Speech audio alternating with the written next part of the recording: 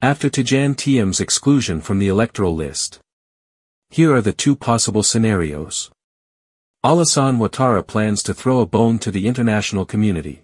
Dear followers, haven't I always been the investigator who told you that, so thirsty is he for power, Alassane Ouattara would only hand over power to himself? Didn't I also clearly say that he would run for an unconstitutional fourth term, while eliminating all major political figures in Côte d'Ivoire, only to surround himself with political lightweight puppets? The exclusion of Thiam, made official through his removal from the electoral list on April 22, 2025, confirms the analysis I presented, even though, at the time, some dismissed it as nonsense.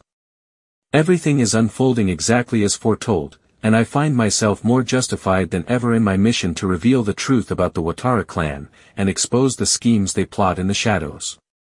We originally took the matter to court because we had asked the CEI to remove Mr. Thiam from the electoral roll.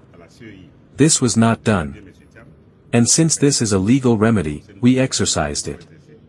Our request was to remove Mr. Thiam from the electoral roll. What is the basis for your initial action? We are not going to relitigate the case.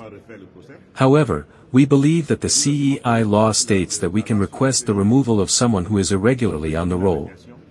Since Thiam was irregularly on the roll because he was French at the time he registered, from the moment he himself provided us with the necessary evidence, one element to prove that he was French, and a second element to prove that he was no longer French, we asked ourselves. When he registered, on the day, the minute, at the instant he registered, what was his nationality? That's why we took the matter to court. What's the direct consequence? Will he not participate in the presidential election? I don't know. My goal isn't to seek out consequences. I filed a lawsuit, and the consequence for me is that Thiam is no longer on the electoral roll, as of the decision we obtained today.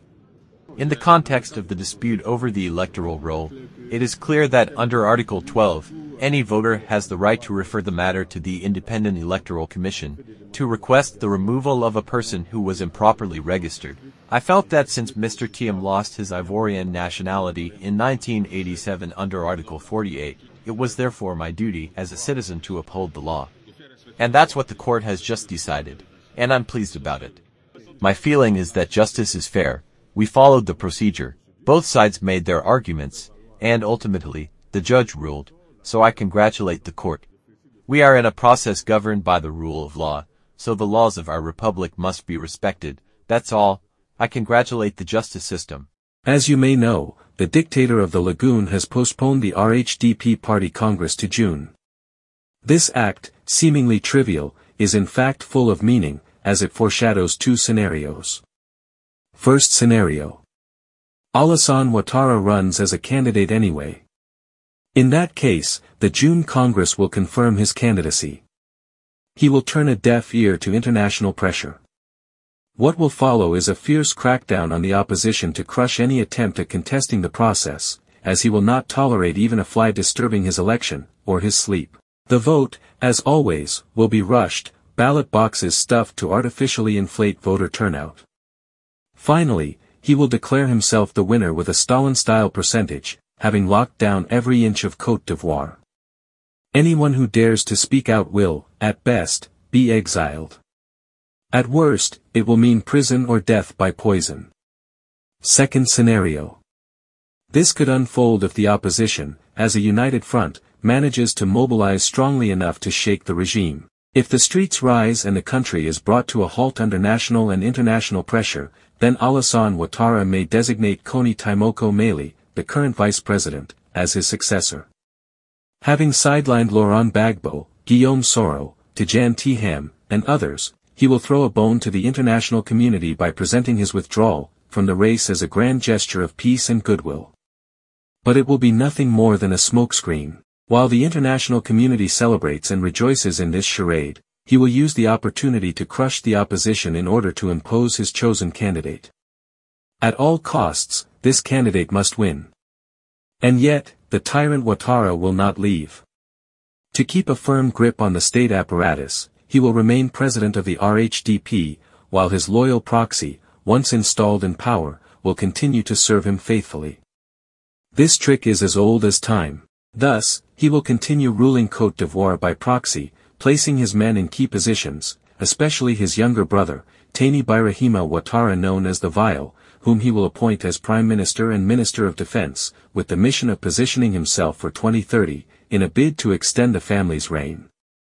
In this second scenario, Alassane Ouattara, posturing as a statesman, will argue that he respected the constitution by stepping down, while continuing to assert himself as the regime's strongman. Here, dear followers, is the strategy brewing in Alassane Ouattara's mind should the opposition mobilize, and take control of all the country's strategic strongholds. He obtained French nationality, and therefore, pursuant to Article 48 of the Nationality Code, he was no longer Ivorian when he registered on the electoral roll in 2022. It was on this basis that the judge ordered his removal. But what about the evidence presented by his lawyer, including his birth certificate from Côte d'Ivoire and the one from France? Yes, evidence was presented, and it was on this evidence that the lawyer based his argument that he was born to French parents, and therefore that he was born French. So, if he was born French, Article 48 does not apply to him because Article 48 concerns an Ivorian adult who acquires a foreign nationality. The judge ruled that, based on the documents presented, she did not have proof that he was born French.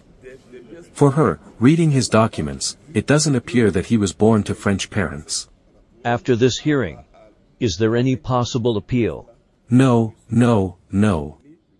Now, it's the dispute over the electoral roll. Chris Yapi does not lie. Find Chris Yapi on his 2 YouTube channels, his Rumble channel, his TikTok, X, Instagram, VK and Threads accounts.